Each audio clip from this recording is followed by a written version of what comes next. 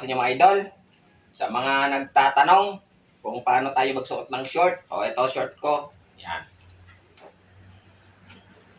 Ilalagyan ko po yan ng sinturon para mahigpit ko kasi yung short ko medyo maluwang sa akin. Yan. So, lagyan natin ng sinturon.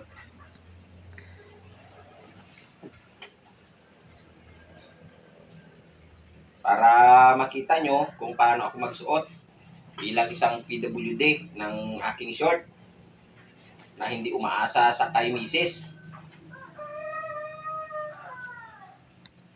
Ito yung ginagawa ko nung nag-aaral pa ako mga idol. Yan, lahat ng short ko maluwang sa akin. Pati pantalon ko maluwang sa akin. Yan. So tapos, isasara ko tong butunes. Para alam nyo kung paano tayo magsuot nito at maghubad ganun din. Kung ba gagawan lang ng diskarte. Ayan, sara na natin yung zipper para sure ball. Diba? Yan na. Tapos, itong sinturon, partially, ko siya muna, close. Para madali sa akin. Yan.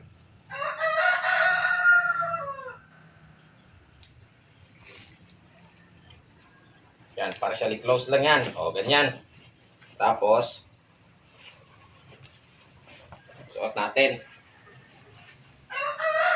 Diba maluwang sa akin kasi para mabilis pumasok kailangan maluwang. Pag ganyan, giling mo na. Yan, para pumunta sa taas.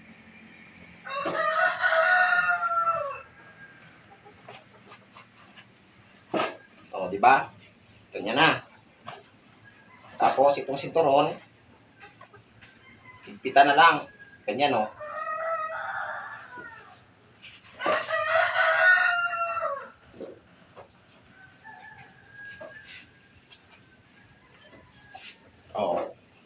Diba?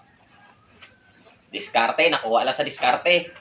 Kagaya ni Mrs. nakuha ko sa diskarte. So, ayan na. Tapos takpan na lang ng damit.